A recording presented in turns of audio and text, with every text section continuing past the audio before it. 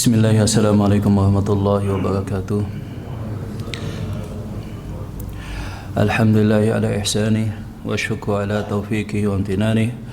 Asyhadu an la ilaha illallah wahdahu la syarika lah ta'ziman li sya'nih wa asyhadu anna Muhammadan abduhu wa rasuluhu ad-da'i ila ridwanih. Jamaah sekalian rahimani wa iyyakum jami'an, segala puji bagi Allah Subhanahu wa taala alladzi bi ni'matihi tatimmu shalihat. Kita memuji Allah Subhanahu wa taala dan senantiasa bersyukur kepada Allah Tabaraka wa Ta'ala. Dan salah satu kalimat yang Allah Subhanahu wa Ta'ala puji bahwa itu adalah kalimat yang paling agung di sisinya, sebagaimana yang diriwayatkan oleh sahabat Abu Malik Al-Asy'ari radhiyallahu taala anhu, walhamdulillahi tamla'ul mizan, bahwa kalimat alhamdulillah itu bisa memenuhi mizan amal seorang hamba. Maka hendaklah kita banyak memuji Allah Subhanahu wa taala, terutama di pagi hari ketika kita bangun daripada tidur kita, kita memuji Allah Subhanahu wa taala dengan memperbanyak kalimat at-tahmid wa tasbih.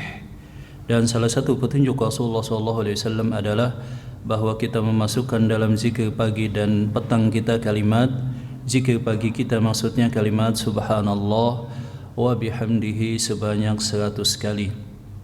Jamaah sekalian, kembali pada pembahasan kita tentang fikih pernikahan, dan di kesempatan kali ini insyaallah taala kita akan membahas tentang dan juga pengulangan sedikit untuk memastikan bahwa kita telah memahami tentang status dan hukum yang berkenaan dengan harta suami istri. Dalam hubungan pernikahan, jamaah rahmat Allah Subhanahu wa taala, tentu saja ada yang dinamakan dengan harta bawaan. Yang pertama itu adalah harta bawaan, yaitu harta yang dibawa oleh suami dan istri sebelum menjadi pasangan yang sah, dengan berbagai macam latar belakang perolehan hak harta tersebut. Adapun yang kedua adalah harta yang disebut dengan harta perolehan ketika masa saat menikah. Dan harta perolehan ini tentu saja dibagi berdasarkan dua kepemilikan. Yang pertama adalah harta khusus, dan ini juga diakui oleh Undang-Undang Pernikahan atau OOP, Undang-Undang Pernikahan tahun 1984, dan itu kembali ditegaskan pada Undang-Undang Pernikahan tahun 1919, di mana di sana menyatakan bahwa harta yang dihasilkan bagi suami dan istri di masa pernikahan itu dipandang sebagai harta bersama, kecuali harta khusus pribadi yang itu disebutkan berupa warisan, kemudian berupa hibah, dan berupa warisan atau berupa hibah, maka itu masih dianggap sebagai harta pribadi.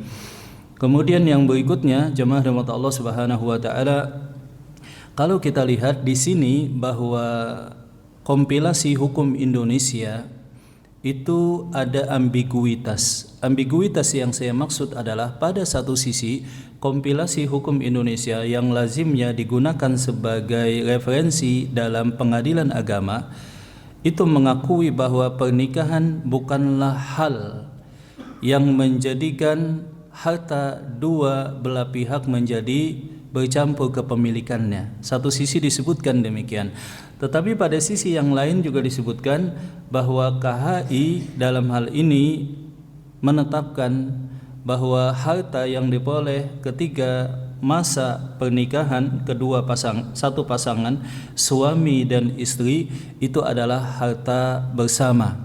Itu adalah harta bersama. Kemudian disebutkan dalam bab tentang pembagian warisan suami dan istri bahwa pembagian suami dan istri itu ditetapkan ketika si istri telah menetapkan atau salah satu pasangan yang ditinggalkan wafat telah mendapatkan 50% harta pasangan yang wafat, kemudian 50%-nya itulah yang dibagi warisan. Walaupun di sana kemudian disebutkan masih terbuka ruang bagi hakim untuk menetapkan persentase yang berbeda daripada 50%. Nah, jemaah rahmat Allah Subhanahu wa taala, kalau kita lacak apa yang disebut dengan harta gono gini atau gana gini, kalau kita lihat gono gini ini berasal daripada bahasa apa Pak ya? Gono gini. Ada yang tahu? Bahasa Jawa. Gono itu artinya apa, Pak? Suami kali ya. Gini itu artinya istri. Berarti gono, gini, suami, istri. Maksudnya adalah harta yang ada, yang dihasilkan oleh suami istri itu adalah harta bersama. Kemudian ini juga ternyata ada pada sistem hukum perdata kolonial Belanda. Jadi pada pemerintah kolonial Belanda itu ada salah satu pasal disebutkan pada pasal 119 yang menyebutkan bahwa sejak saat pernikahan terjadi, harta bersama secara menyeluruh tanpa pengecualian yang dihasilkan oleh kedua belah pihak, maka itu menjadi harta bersama. Kemudian ketika Indonesia merdeka, sebagaimana kita ketahui bahwa hukum Indonesia itu mengadopsi hukum yang ditinggalkan oleh Belanda, termasuk pada hukum perdata atau pidana, maka itu juga ditetapkan di dalam undang-undang pernikahan. Undang-undang pernikahan di mana disebutkan bahwa harta yang dihasilkan oleh kedua belah pihak, suami dan istri, atau hanya oleh suami, atau disebutkan di dalam KHI tanpa melihat status terdaftar nama kepemilikannya siapa, maka itu dianggap sebagai harta bersama kedua belah pihak. Makanya ketika seorang laki-laki akan menikah lagi, dia perlu untuk melakukan deklarasi harta apa saja yang dia punya sebelum menikah yang kedua itu disetujui oleh pengadilan agama, wallahu taala alam bisawab. Dan kalau kita lihat pada akar yang lebih jauh pada masyarakat Indonesia atau masyarakat Melayu misalkan, kita lihat misalkan di Malaysia ini juga kurang lebih sama pandangan dan adat istiadatnya. Demikian juga di Indonesia, bahwa suami dan istri itu merupakan kedua belah pihak yang disatukan ya lewat hubungan pernikahan. Demikian juga disatukan dalam suka dan duka, mengandung beban keluarga. Biasanya ada pembagian tugas. Istri domestik melakukan pekerjaan rumah tangga, ya, mencuci, memasak, mengatur rumah tangga, menyiapkan makanan. Adapun suami di luar rumah untuk bekerja. Nah, ketika suami bekerja, walaupun istri tidak menghasilkan income, maka dipandang bahwa istri memiliki kontribusi. Suami bisa bekerja dengan tenang di luar rumah karena urusan domestik di dalam rumah telah ditangani oleh si istri. Maka dengan demikian, menurut adat istiadat yang terjadi atau dalam bahasa Arab disebut dengan al-uruf, adat kebiasaan, bahwa istri memiliki kontribusi yang signifikan. Maka apapun yang dihasilkan itu kemudian dipandang sebagai kontribusi suami dan istri. Maka landasan atau dasarnya adalah demikian. Karena itulah di Malaysia juga ditetapkan, bahkan para ulama memandang bahwa yang demikian juga itu dibolehkan, bahwa yang demikian juga itu disyariatkan. Nah, sekarang jamaah rahmat Allah Subhanahu wa taala, kita akan membahas tentang dari sudut pandang Islam. Tadi kita telah menyebutkan undang-undang Belanda jelas. Undang-undang Indonesia mengikuti pada undang-undang perdata warisan kolonial Belanda. Kemudian KHI di sini ada ambiguitas. Satu sisi menekankan bahwa pernikahan bukan sebab yang menjadi landasan terjadinya peleburan hak kepemilikan, tapi pada satu sisi juga KHI pada tingkat praktis untuk eksekusi, kalau ada yang cerai atau yang wafat, harta tadi tetap dibagi dua. Kemudian KHI mengelaborasi hal yang demikian dengan menyebutkan alasan logis dan alasan syariat. Alasan logisnya tadi kita telah memahami adanya kontribusi daripada istri. Alasan syariat bahwa di dalam KHI disebutkan ada namanya dalam Islam konsep yang disebut dengan syirkah. Syirkah itu adalah akad kerjasama.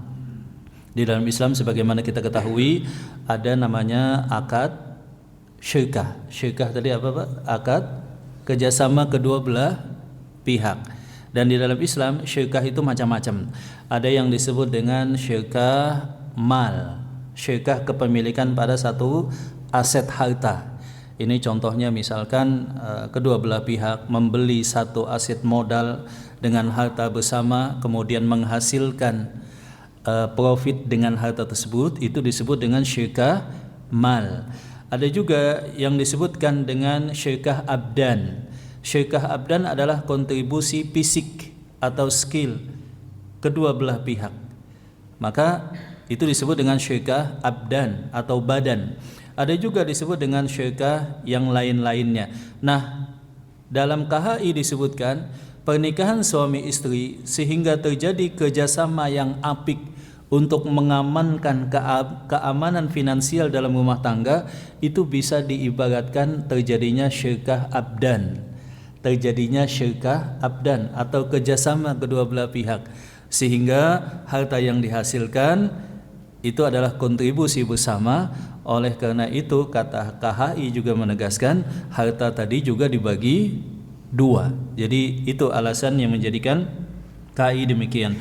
Nah, kalau kita lihat jemaah rahmat Allah Subhanahu wa taala, itu sebetulnya tidak merujuk pada mazhab Syafi'i. Uniknya di Indonesia sebagaimana kita ketahui, dominannya yang dianut oleh masyarakat Indonesia itu adalah mazhab Syafi'i. Dan mazhab Syafi'i tegas dalam hal ini, tidak ada yang namanya kepemilikan bersama bagi suami dan istri.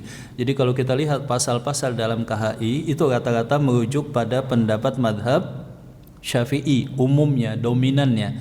Tapi di dalam bab harta gono gini tadi, ternyata KHI kalau kita lacak itu merujuk pada pendapat di dalam mazhab Maliki. Merujuk pada pendapat mazhab Maliki. Sebelumnya jemaah rahmat Allah Subhanahu wa taala, mayoritas para ulama berpendapat bahwa harta suami adalah harta suami, harta istri adalah harta istri. Tidak ada hubungan kepemilikan apalagi percampuran di antara kedua hak kepemilikan harta tersebut. Ini mayoritas para ulama berpendapat demikian. Mayoritas para ulama dalam mazhab Hanafi, dalam mazhab Syafi'i, demikian juga dalam mazhab Hambali dan sebagian mazhab Maliki. Kecuali bahwa dalam mazhab Maliki ada dua pendapat. Pendapat yang pertama, harta suami adalah harta suami, istri adalah harta istri. Kemudian pendapat yang kedua, harta yang dihasilkan itu adalah harta yang dimungkinkan untuk dibagi kepemilikan secara bersama. Nah, jemaah rahmat Allah Subhanahu wa taala, kita kaji pembahasannya dari sudut pandang Islam, Allah Subhanahu wa taala berfirman, di mana Allah Subhanahu wa taala menyatakan lirijali nasibum mimma iktasabu walin nisa'i nasibum mimma iktasaban wala yatamannau, dan janganlah di antara kalian ada yang menginginkan harta kepemilikan orang lain, dan bagi laki-laki apa yang mereka hasilkan, dan bagi wanita atau perempuan apa yang mereka hasilkan. Berdasarkan ayat dalam surah An-Nisa tadi, para ulama menjelaskan dan menegaskan harta kepemilikan suami dan istri hukum asalnya itu disepakati terpisah. Jadi baik yang bawaan, baik harta khusus karena hibah dan juga wasiat serta warisan, atau harta yang dihasilkan pada usaha atau juga kegiatan ekonomi yang lainnya. Nah, kalau kita lihat di dalam mazhab Maliki, jamaah rahmat Allah Subhanahu wa taala, kita lihat kenapa ada ulama dalam mazhab Maliki yang menyatakan bahwa harta suami dan istri itu adalah harta bersama. Mereka berdalil Ya, mereka berdalil dengan beberapa alasan. Mereka berdalil dengan beberapa alasan. Yang pertama, jemaah di mata Allah Subhanahu wa taala, bahwa di dalam Islam ada yang disebut dengan al-uruf. Al-uruf itu adalah tradisi atau adat istiadat. Dan adat istiadat ini muhakkamah, mungkin diterima di dalam syariat dengan satu catatan, yaitu bahwa adat istiadat tadi atau pandangan umum di masyarakat tadi atau sesuatu praktik di masyarakat tadi tidak bertentangan dengan syariat. Maka di sini ini juga yang menjadi landasan misalkan pada fatwa-fatwa para ulama di Malaysia ketika menjelaskan bahwa ada yang disebut dengan harta bersama karena menurut adat istiadat bangsa Melayu bahwa suami dan istri itu sama-sama berkontribusi. Oleh karena itulah harta yang dihasilkan adalah harta bersama. Jadi yang pertama adalah adat istiadat. Kemudian yang kedua yang menjadi landasan sebagian ulama dalam mazhab Malikiyah tadi adalah ada yang disebut dengan maslahat mursalah. Ada yang disebut dengan maslahat mursalah. Sebagaimana kita ketahui, ada memang salah satu sumber hukum yang juga diperselisihkan para ulama, yang disepakatikan 4, yaitu Al-Quran, hadis, kemudian ijma' dan qiyas. Di bawahnya itu ada beberapa macam yang lagi. Salah satunya adalah maslahat mursalah. Maslahat mursalah.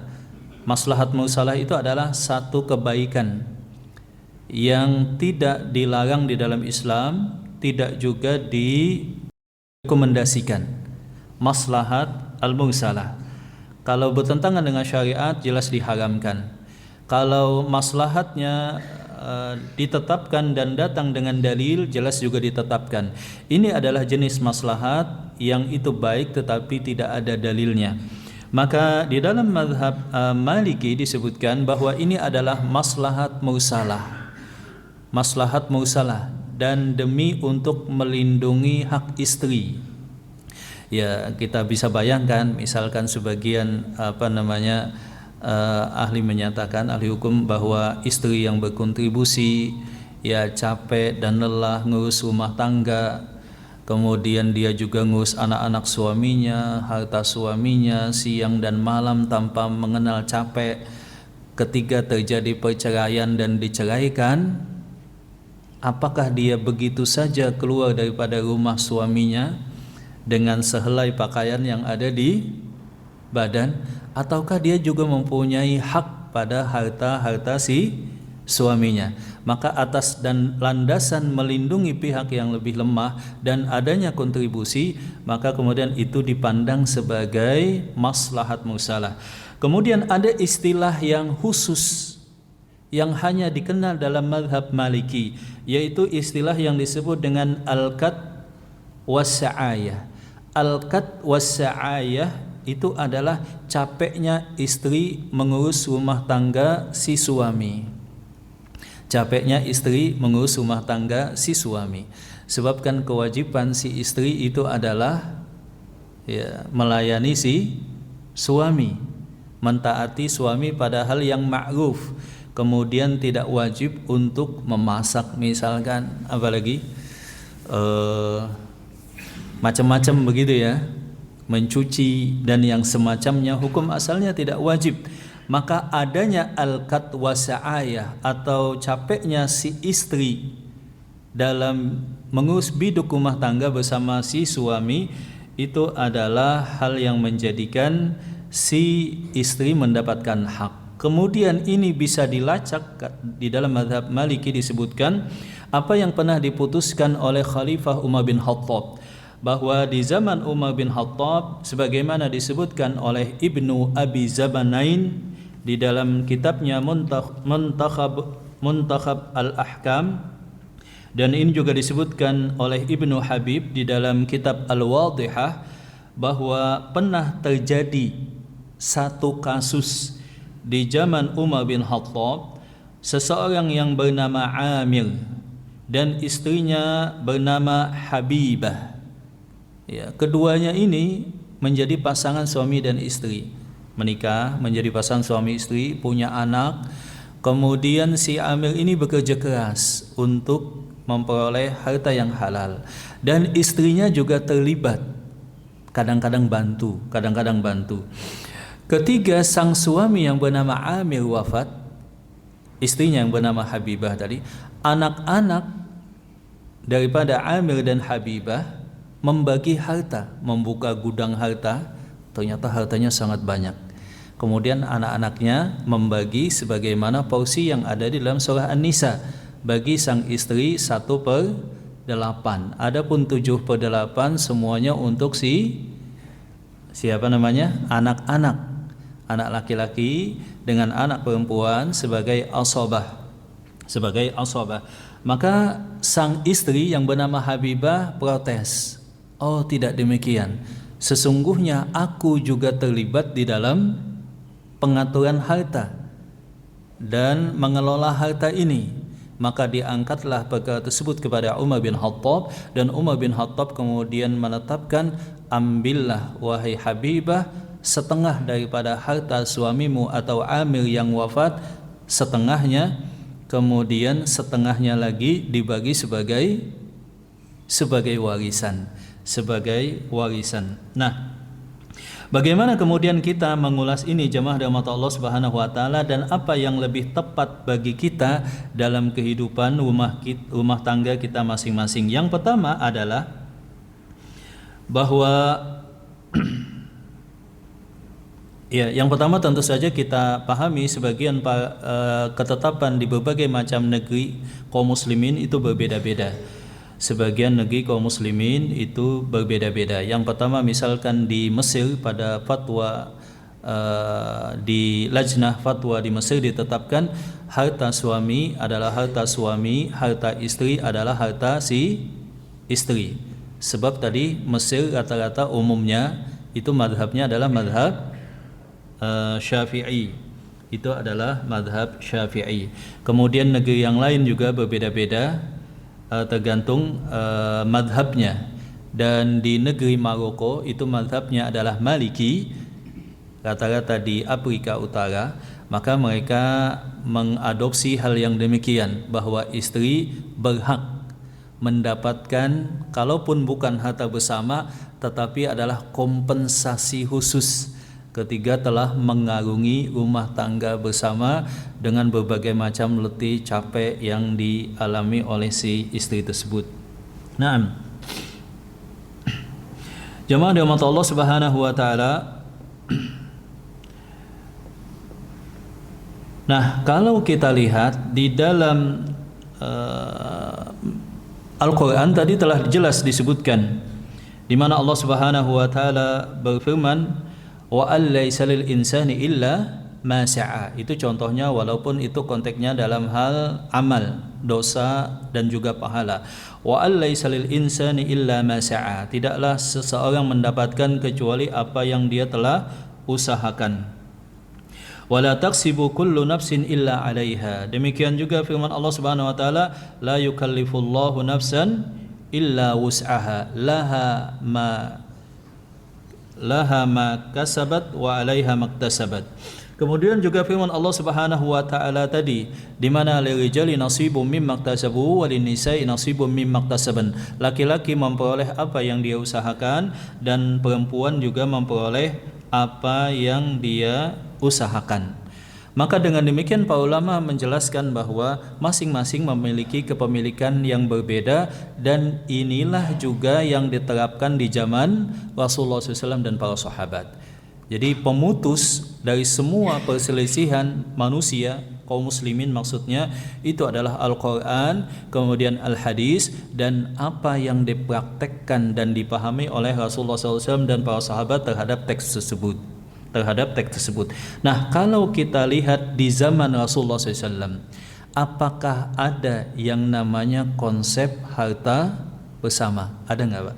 Suami istri menikah, kemudian otomatis harta yang ada itu dipahami sebagai harta bersama. Maka jawabannya adalah tidak ada. Harta suami adalah harta suami, harta istri adalah harta istri. Hanya saja suami wajib menanggung kewajiban untuk memberi nafkah kepada istri dan anak-anak. Itu saja. Nah, kemudian lalu bagaimana dengan apa yang disebutkan sebagai alasan tadi? Sebagai alasan bahwa kebanyakan istri terutama di bangsa Melayu itu juga menanggung capek lelah bersama dengan suami. Maka di sini kata para ulama, demikian juga istri-istri di zaman Rasulullah SAW.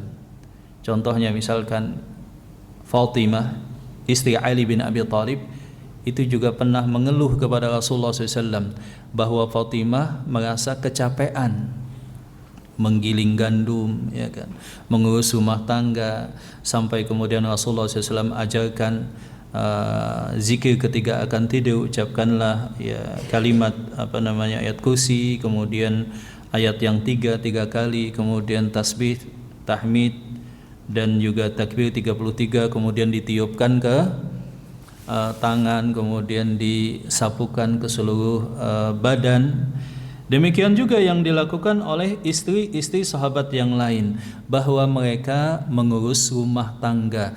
Tetapi yang demikian tidak menjadi alasan bahwa harta si suami itu dibagi menjadi dua. Jadi kontribusi istri memasak, apalagi mencuci, kemudian mengurus kebersihan rumah tangga, atas pendapat yang lebih rajih itu memang bukan menjadi kewajiban si istri, tetapi itu merupakan satu hal yang masuk dalam ketaatan yang ma'ruf kepada si suami. Idealnya memang suami yang menangani hal yang demikian, entah menggaji asisten rumah tangga, entah yang lain-lainnya. Tetapi jikalau istri melakukan hal yang demikian, maka itu adalah masuk dalam ketaatan kepada suami dan menambah pahalanya di sisi Allah Subhanahu wa taala. Nah, jemaah rahmat Allah Subhanahu wa taala, ini yang pertama poinnya. Jadi kalau kita lihat secara langsung bagaimana Islam mengaturnya, bahwa kontribusi pengaturan domestik rumah tangga itu tidak bisa menjadi alasan apa tadi? Harta suami dibagi dua. Ya, harta suami dibagi dua. Adapun yang kedua, ada banyak kasus yang disebutkan si istri juga berkontribusi dalam menghasilkan penghasilan untuk memenuhi kebutuhan rumah tangga. Ya lazimnya kan begitu, apalagi di awal-awal nikah biasanya, walaupun tidak terbatas di awal nikah, si suami bekerja, si istri juga bekerja. Kemudian gaji si suami tidak cukup kecuali kalau disatukan dengan penghasilan si istri, tanpa melihat hal apapun, biasanya atas landasan kesepahaman dan juga cinta, maka penghasilan tadi dijadikan penghasilan bersama dan itu digunakan untuk memenuhi kebutuhan keluarga. Dalam hal ini apa solusinya? Dalam hal ini solusinya, kalaupun ada pembagian, maka berdasarkan kontribusi. Berdasarkan kontribusi, supaya tidak ada hak yang diambil oleh salah satu pihak. Sebab kita telah memahami pada pembahasan sebelumnya, istri itu di dalam Islam ditegaskan sebagai orang yang menerima nafkah, dan suami adalah pemberi nafkah. Tidak boleh si istri menafkahi keluarganya kecuali atas dasar ridha, dan itu terhitung sebagai sedekah sunnah, sebagai sedekah kepada anak, kepada suami dan istri. Maka solusinya adalah dibagi berdasarkan kontribusi, atau ada, jikalau itu adalah usaha, adanya akad syirkah, adanya akad kerjasama usaha antara suami dengan istri.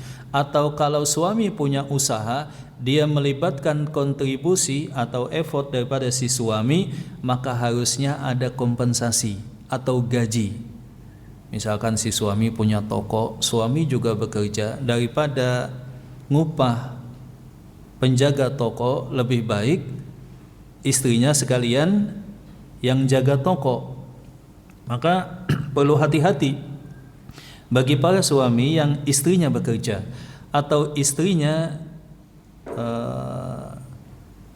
juga berkontribusi pada usaha. Harus betul-betul ada kesepahaman, ada juga kesepakatan, dan ada juga kompensasi supaya tidak jatuh pada kezoliman.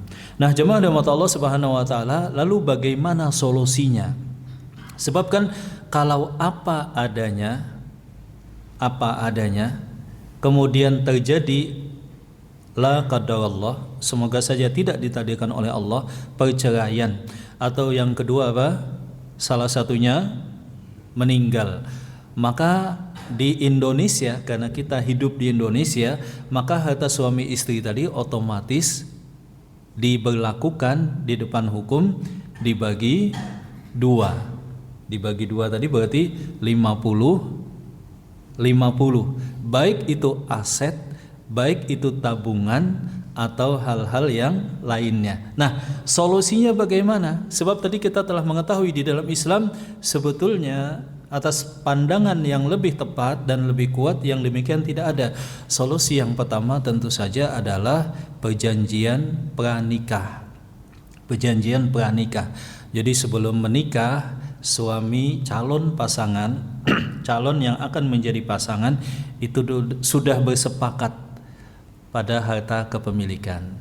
Contohnya yang paling ideal misalkan istri tidak perlu bekerja, cukup di rumah, ya, berbakti pada suami dan mengurus anak-anak. Nafkah dicukupi oleh si suami. Harta yang dibawa oleh istri mutlak adalah harta si istri sebelum nikah. Harta yang dihasilkan oleh si istri itu mutlak adalah harta si istri. Suami ketika akan membagi kepemilikan lewat skema hibah. Jikalau istri berkontribusi pada harta suami, maka akan dibagi berdasarkan persentase kontribusi dengan akad syirkah, begitu ya. Dan beberapa poin-poin yang lain. Idealnya, lebih amannya perjanjiannya dibentuk dalam perjanjian apa tadi? Pranikah. Walaupun saya dapatkan ada catatan keputusan Mahkamah Agung bahwa itu dimungkinkan perjanjian selama akad nikah. Berarti pasca nikah juga dimungkinkan. Hanya saja kalau pasca nikah mungkin harus ditetapkan di notaris supaya lebih kuat. Adapun yang kedua, adanya edukasi kepada si istri. Jadi si suami melakukan pendekatan kepada istrinya, Bu, atau dia menyebutkan istrinya dengan panggilan apa. Dia katakan kepada istrinya, wahai istriku, ini kan dalam Islam seperti ini. Kalau di dalam undang-undang seperti ini. Nah, saya pengennya kamu seperti hukum Islam. Artinya, kalau saya sebagai suamimu nanti wafat, kamu jangan tuntut berapa persen tadi? 50%.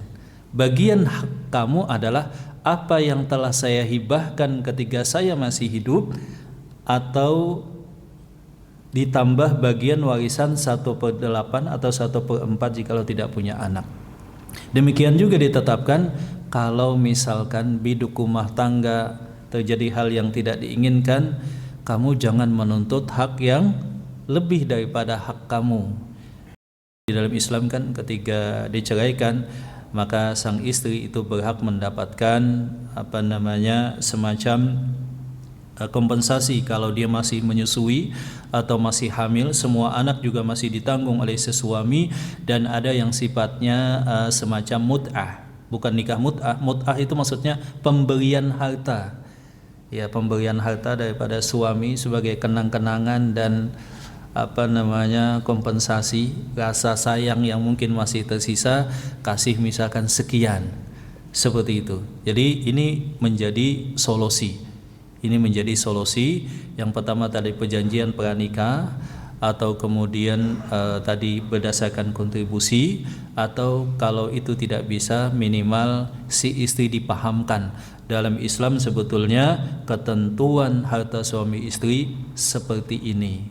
Sebab kalau enggak kembali ya aturan bakunya apa tadi?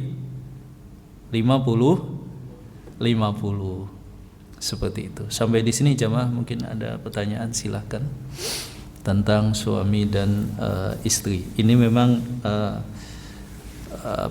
sebagian orang, Ustadz kenapa dibahas? Kita kan hidup rumah tangga itu seia sekata, ya kan? Saling menanggung beban. Manis pahit dirasakan bersama, ya kan? Kemudian juga sama-sama mengalami kesusahan. Masa harus dipisah-pisah demikian? Kita katakan bahwa cinta adalah satu hal, tetapi kejelasan status itu adalah hal yang lain. Wallahu taala a'lam bissawab. Na'am. Baik, sampai di sini mungkin jamaah ada pertanyaan mengenai harta gono gini ini. Silakan ya, selamat. Waalaikumsalam warahmatullahi wabarakatuh.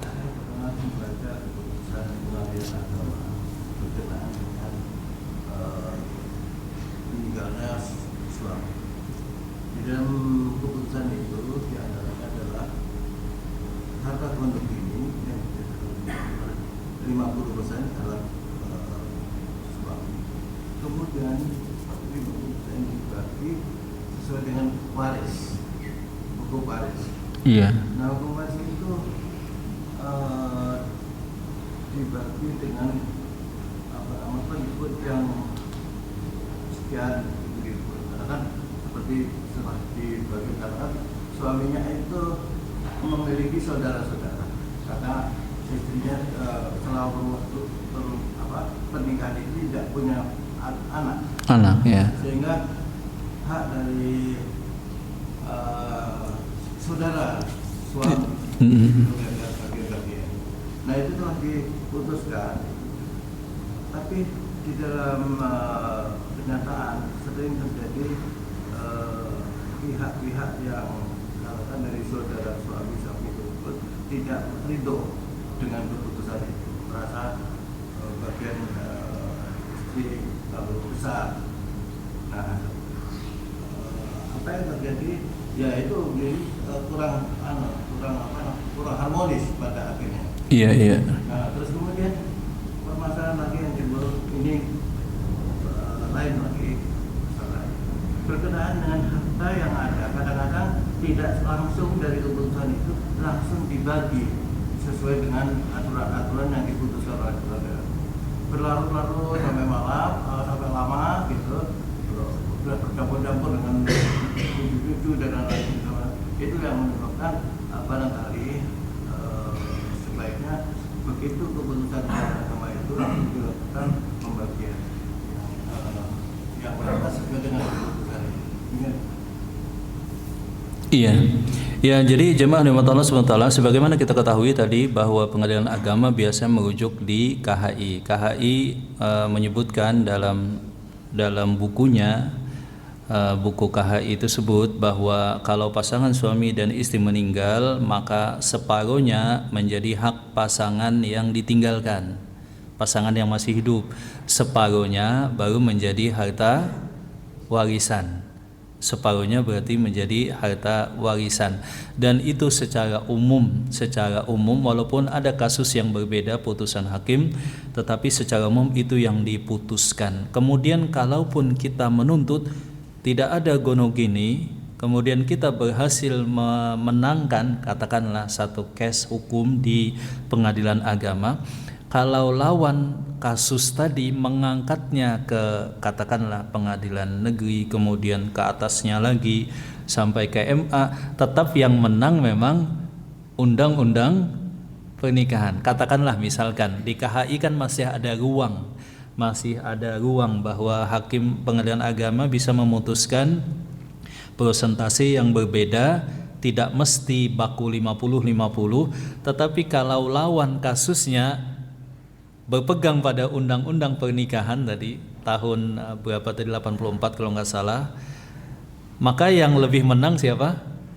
Berdasarkan undang-undang tadi. Apalagi KHI juga memang demikian secara umum pandangannya dibagi dua. Nah, putusannya biasanya 50 milik pasangan yang ditinggalkan wafat, 50 menjadi harta warisan.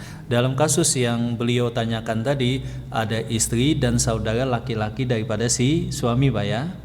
Maka si suami meninggalkan harta, kalau dalam putusan KHI dibagi dua dulu, si istri mendapatkan 50%. Bukan sebagai harta warisan, tapi sebagai harta apa? Gonogini atau harta bersama, bahasa hukumnya demikian. Harta bersama 50%-nya baru kemudian dibagi. Istri mendapatkan karena tidak punya anak 1/4. Jadi yang sudah dibagi setengah tadi, istri ngambil lagi 1/4. Kemudian 1/3-nya adalah asabah yang diambil oleh saudara laki-laki dari si suami. Jadi 1/4 dibandingkan 3/4, banyakan mana? Banyakan 3/4. Tapi dalam kasus keseluruhan, siapa yang paling banyak dapat? Si istri. Kenapa? Istri sudah ngambil setengahnya. Nah, ya demikian memang yang terjadi di Indonesia. Kecuali tadi ada perjanjian pranikah, kecuali istri dengan kesadarannya menyatakan, oh saya nggak nuntut demikian, saya paham posisinya, harta suami adalah harta si suami, saya nggak pengen itu, gitu misalkan. Kalau ada seperti itu kan luar biasa. Tapi para ibu-ibu ketika dibahas hal ini, rata-rata pengennya, Ustadz, nah itu sesuai Ustadz. Jadi bapak-bapak dukungnya nggak ada harta gonong gini. Tapi pas pengajian yang serupa temanya di hadapan ibu-ibu, mereka senang. Nah ini yang pas Ustaz. Seperti itu. Nah jemaah rahmat Allah SWT, jadi seperti itu. Kemudian pertanyaan kedua tadi apa tadi Pak ya? Oh tidak langsung dibagi. Memang di dalam Islam itu makin cepat makin baik. Ya, sebagaimana hal-hal yang baik yang lainnya, pernikahan, kemudian pembayaran hutang, termasuk juga pembagian warisan, itu dalam bahasa Insinyur Soekarno ketika memerdekakan Indonesia, itu bahasanya adalah dalam tempo yang sesingkat-singkatnya. Maksudnya di dalam Islam itu kan lazimnya ada masa berkabung 3 hari. 3 hari jangan dulu bicara warisan. Sebab itu seseorang bersedih, berkabung, tidak beraktivitas.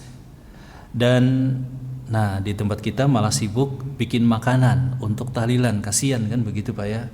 Kasihan, harusnya tenang, gak mikirin apa-apa, boleh berkabung, tidak masuk kerja, tidak beraktivitas. Khusus bagi si istri berkabungnya 4 bulan 10 hari. Nah 3 hari tidak dibahas warisan. Nah pada hari keempat itu adalah waktu yang paling ideal untuk mulai membicarakan warisan. Mulai di list dan dilihat data-data dari HP suami, dari catatan, dari temannya, apa saja yang berkenaan dengan hutang, piutang. Kemudian aset yang wafat tadi apa saja, tabungannya apa saja, rekeningnya.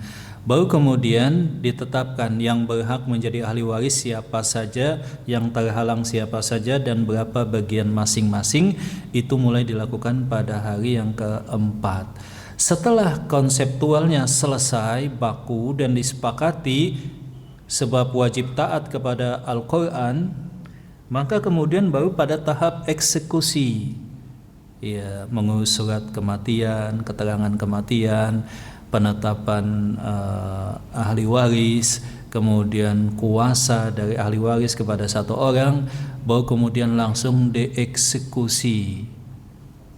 Maksudnya ketika wafat dalam hukum Islam otomatis tanpa syarat dan prasyarat apapun, harta yang ditinggalkan selain membayar hutang selain untuk fardu kifayah, selain adanya wasiat maksimal 1/3, otomatis berlaku secara mutlak harta itu adalah harta warisan sesuai dengan ketentuan warisan. Misalkan katakanlah warisannya, hanya sebagai contoh, hanya 1 unit rumah. Hanya 1 unit rumah. Yang meninggal juga tidak punya hutang, tidak punya wasiat macam-macam, otomatis katakanlah yang ditinggalkan tadi ada istri, ada tadi sesuai kasus contoh yang ditanyakan saudara laki-laki daripada si istri. Katakanlah contohnya hanya 1 rumah saja, 1 unit rumah. Walaupun belum disepakati, otomatis pada 1 unit rumah tadi telah terbagi kepemilikannya.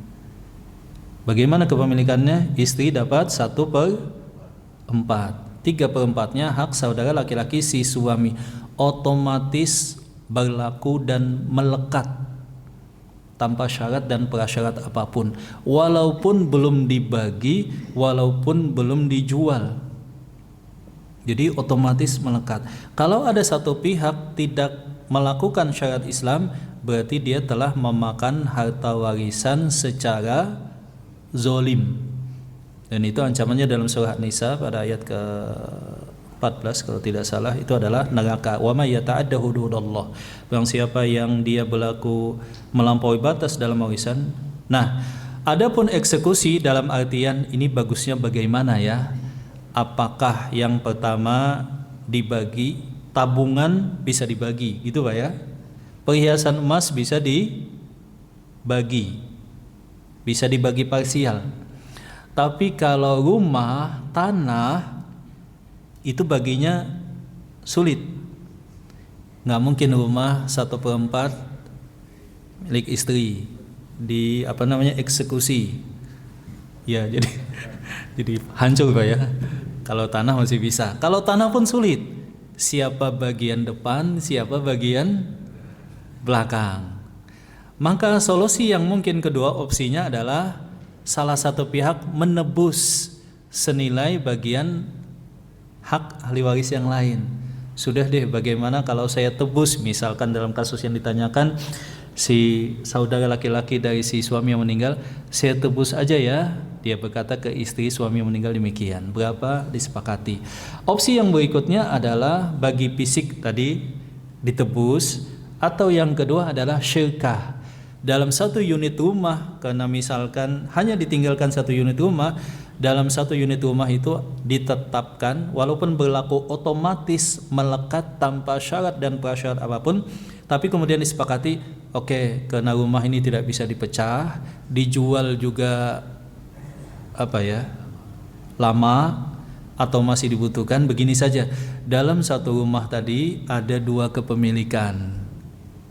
Jadi 1 rumah dimiliki oleh 2 pihak. Si istri 1/4 atas 1 rumah tadi, si saudara si suami mempunyai hak 3/4, menunggu sampai salah satu pihak bisa menebus atau menunggu sampai terjual, misalkan demikian. Jadi seperti itu Pak, harusnya di dalam Islam. Jadi secara konsep langsung ditetapkan, disepakati, eksekusi juga berusaha dipercepat dengan beberapa opsi tadi. Wallahu taala alam bisawab. Tapi kan di tempat kita tradisinya nggak enakan. Nggak enakan ini memang tradisi di Indonesia. Nggak enak nanti misalkan. Padahal itu harus terbuka dengan itikat baik, dengan komunikasi yang baik disampaikan secara terbuka. Sebab warisan ini jangan sampai menjadi diwariskan kepada anak dan cucu. Sudah harta warisan, masalah warisan tadi diwariskan lagi. Jadi tambah berat dan tambah rumit. Sesama saudara mungkin masih mudah kesepahaman, tetapi kalau sudah turun ke anak, ke cucu, itu beda lagi biasanya ceritanya. Saya pun biasanya kalau dipanggil, Ustadz tolong datang, ini kami sedang bingung warisan. Kata saya, kapan warisannya Bu? dulu kakek kami Ustadz. Aduh, kata saya udah biasanya angkat tangan. Tapi kalau ini orang tua kami baru meninggal Ustadz, nah itu enak, lebih gampang. Tapi silakan yang lain jamaah. Ada pertanyaan lain silakan. Terkait gonogini tadi. Jadi solusinya perjanjian pranikah atau kalau pasca nikah harus ditetapkan di notaris. Ya, silakan. Pranikah ya. Apakah ada syarat-syarat khusus? Misalkan perjanjian pranikah itu pasal-pasalnya lebih terbuka, tapi ada beberapa pasal yang bertentangan dengan syariat. Itu gimana, Ustaz? Di dalam Islam berdasarkan hadis al-muslimuna ala syurutihim, bahwa kaum muslimin itu terikat dengan syarat yang disepakati oleh kedua belah pihak, dan bahwa syarat tidak boleh bertentangan dengan syariat. Jadi kedua belah pihak yang mengadakan perjanjian, termasuk perjanjian pranikah, itu harus memahami bahwa perjanjiannya sesuai dengan syariat. Yang memicu perdebatan itu adalah kalau si istri menyebutkan klausul syarat bahwa suaminya tidak boleh poligami, gitu misalkan gitu Pak ya. Sebagian para ulama membolehkan bahwa ini boleh saja dalam syariat, kan belum nikah. Sebagian yang lain di antara para ulama menyatakan enggak, ini enggak sesuai dengan syariat. Saya lihat seperti itu. Adapun yang lain-lainnya berkenaan dengan harta tadi, maka bisa disepakati selama sesuai dengan syariat. Jadi di bawah satu ketentuan cakupan kalau sesuai dengan syariat. Dan perjanjian pranikah itu kuat. Tetapi kalau pasca nikah itu lemah, makanya perlu dikuatkan. Ya, silakan ada pertanyaan lain.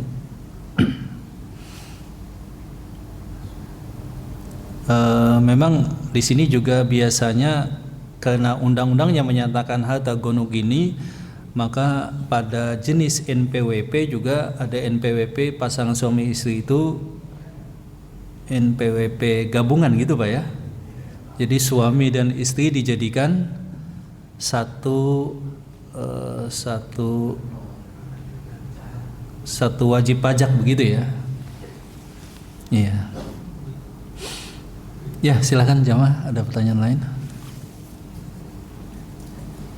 Ya, ini sebetulnya penting gitu Pak ya, sangat penting, dan ternyata fikih pernikahan itu sangat kompleks, dan ini memang harusnya sudah diketahui walaupun secara global oleh mereka yang akan menikah, sehingga sudah punya gambaran jelas, oh yang namanya nikah seperti ini, sehingga tidak mudah cerai, tidak mudah tergoncang, sudah siap mental begitu ya, sudah siap mental. Kebanyakan yang nikah itu kan saat ini angka perceraian sangat tinggi karena salah satunya memang belum teredukasi. Awalnya dipenuhi bayangan keindahan, kemudian ketika menikah indahnya hilang, kemudian mulai menemukan berbagai macam aral dan rintangan. Habis itu cekcok, cerai. Maka pembahasan selanjutnya setelah ini adalah tentang fikih perceraian. Setelah ini kita akan membahas tentang hak suami dan istri, kemudian lebih pada perceraian dan hak asuh. Siapa yang paling berhak untuk mengasuh anak pasca terjadinya perceraian. Ya, satu lagi silahkan jamaah, mungkin ada pertanyaan. Jadi solusinya tadi perjanjian pranikah, atau kalau telat pasca nikah, atau kalau tidak demikian adanya syirkah, akad syirkah dengan istri, atau edukasi terhadap istri. Dan ini juga menjadi catatan bagi kita bahwa suami adalah ujian bagi istri dan istri adalah ujian bagi si suami. Kedua belah pihak harus adil masing-masing pada batasannya dan tidak boleh melampaui batas. seperti itu. Semoga bermanfaat. Barakallahu fikum. Subhanakallahumma rabbana wa bihamdika asyhadu an la ilaha illa anta astaghfiruka wa atubu ilaik. Wa akhiru da'wana alhamdulillahi rabbil alamin. Assalamualaikum warahmatullahi wabarakatuh.